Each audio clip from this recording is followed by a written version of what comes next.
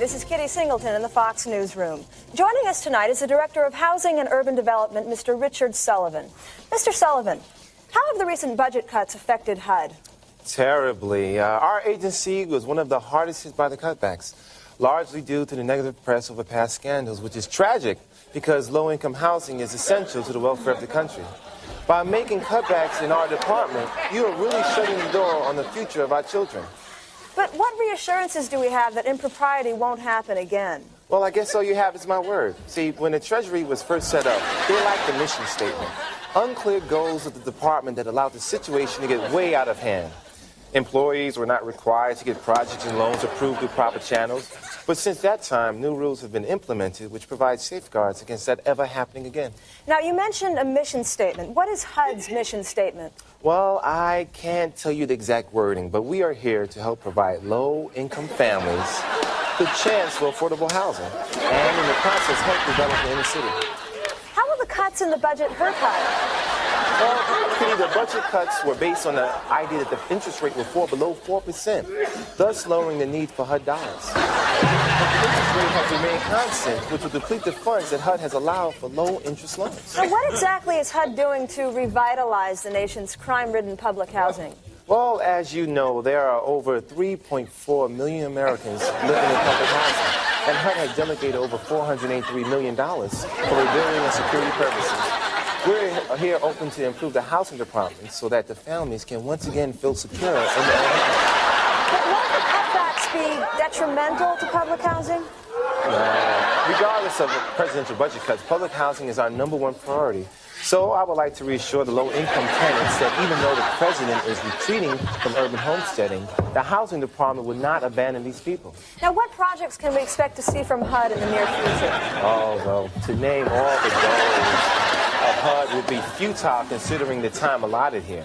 But I can tell you that the new commission that was designed not only to help the consumer, but also the infrastructure of our inner cities. Okay, now you speak about public housing, but what about the first-time home buyer?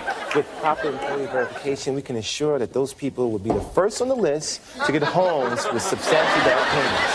Well, I want to thank you very much, Mr. Sullivan, for taking time out of your busy schedule and joining us here today. It's been my pleasure. This has been Kitty Singleton, live for Fox News. Good night.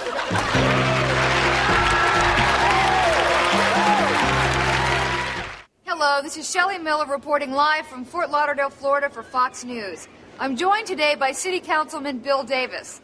Mr. Davis, how is this city holding up during spring break? Well, Shelley, the city is doing just fine. This time of year is always a little hectic down here in Florida, especially in the Fort Lauderdale area. But as always, we are equipped to handle the onslaught of tourists and college students such as the RN will be soon.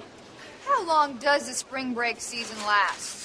Well, I wish I could tell you it goes on all year. Of course, that's not the case. A lot of the air down here is pretty dull, and there's just a lot of people staying indoors and watching TV. But this time of year is great. Not all the colleges have to take the breaks at the same time of holiday. I've noticed a trend for the East Coast colleges to have their spring breaks earlier than the Midwestern schools do, such as they are. What do you think motivates the East Coast schools to take their vacation time earlier? Well, I don't know. I wouldn't have any idea. I'm not a psychic. But I do have a theory on the topic, and that is that it's a little colder out there, therefore they'd like to get rid of that fever, which often makes a man go crazy and do wild things at his home earlier than, say, in the Midwest. And because of all the bad weather, they're probably more likely to get away from that cabin fever quicker and be away from the inclement climate, so as it is. This seems like an important time for the economy here in Fort Lauderdale. How does it compare to the rest of the year? Well, any of these students who've studied macroeconomics, which I have not, but if you do have, pretty late, I'll tell you that. They know the fair process is based on supply and demand, and most of the retail stores here, well, just like Christmas time down here, this is our Christmas season, you might say, except we don't have any red shoes or jingle bells. But the next 5 weeks is going to be a very big shock there financially speaking for the people down here, such as they are. It surprises me to hear that college students have millions of dollars to spend, because I remember when I was in college, I had very, very little spending money. Well, I don't believe I said millions, but perhaps they do. But he'll tell you what it is. College student on his own, he'll come down here, he maybe just have enough for a 6 packets of Jiffy Pop. But you put a $600,000 student together, that's a heck of a lot of Jiffy Pop, if you know what I'm saying.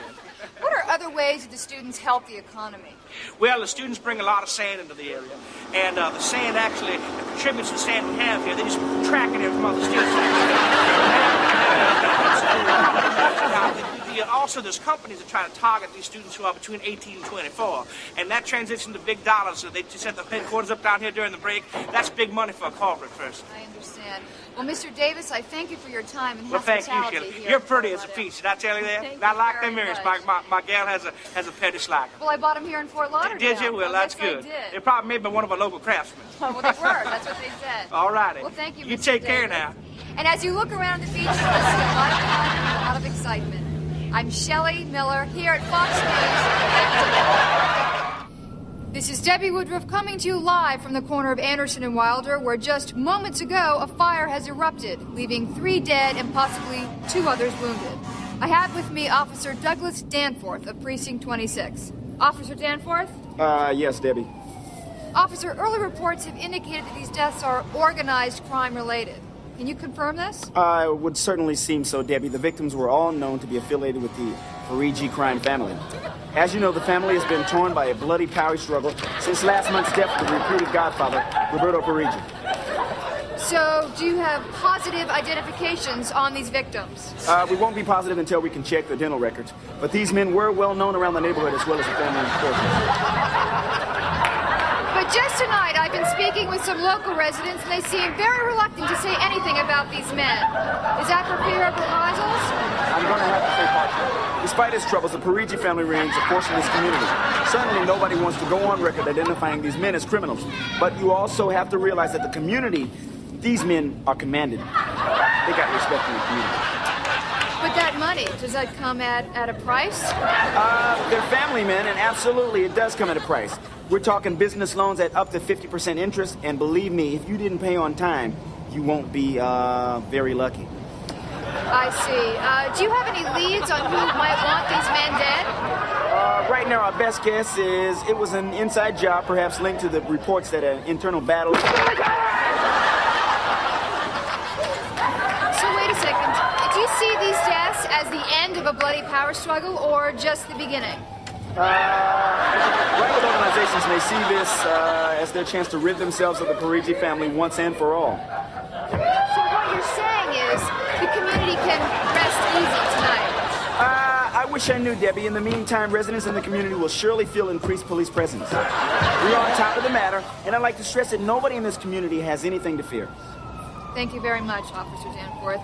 Again, 3 are dead, 2 are wounded, and the culprits are still at large.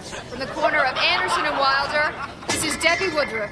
Back to you in the studio. And one more thing I might say, if you can tune in this evening and make sure if you have any news or any speculation on who these men might be, please call our studio and let us know as soon as possible.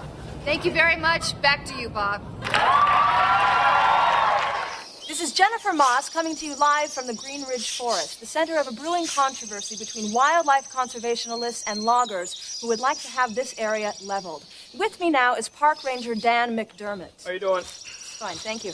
Ranger McDermott, these issues are highly volatile. Now, can you sort them out for our viewers? Well, Jennifer, it pretty much comes down to your spotted marsh goose. There's fewer than 900 of the geese left out in these parts in these woods, and when these woods are gone, you can pretty much plant a kiss on the fanny of the spotted marsh goose. You know, that would be a shame as far as I'm concerned, because nothing more beautiful than seeing one of them big birds just take off out of the marsh in the morning. It'd be one thing if they were, hunting for food, but it's the senseless killing that I got a problem with. Would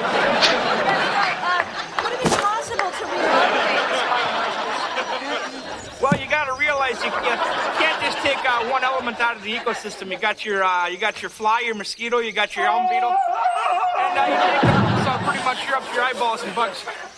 Well, that may very well be, yet the loggers contend that the economy of this ridge is dependent upon the very clearing of the forest. Oh, short term, you're talking a few jobs, maybe 150 new jobs. That's kind of a pain if you're out of work. But the state also depends on its nature reserves and tourist dollars, and that's kind of important too. You cut these trees back, they're not coming back, Yes, it's obviously a very touchy and sensitive issue. Loggers have been clashing with conservationists right here in these very woods. Have there been any outbreaks of violence lately? Well, I ain't gonna lie to you. Tempers are flaring high, and we've been able to keep things civilized so far, but I can't guarantee you it's gonna stay like that. So the loggers are not going to give up these woods without a Well, miss, I'm from Green Ridge, and I know lumberjacks. They like to get liquored up, and they like to fight. They're Scandinavians, and they're mean, you know, they are. Well, is the Department of the Interior close to making a decision in this matter? Well, to tell you the truth, we're not holding our breath out here, you know. Yeah, so you're saying you expect the federal bureaucracy to take its sweet time? Well, there's a bear dump in the woods. Yes, well, thank you, Ranger McDermott, very much. And through it all, the spotted marsh goose flies peacefully overhead, unaware that their fate is being decided in Washington as we speak. For Fox News, this is Jennifer Moss, Green Ridge Forest.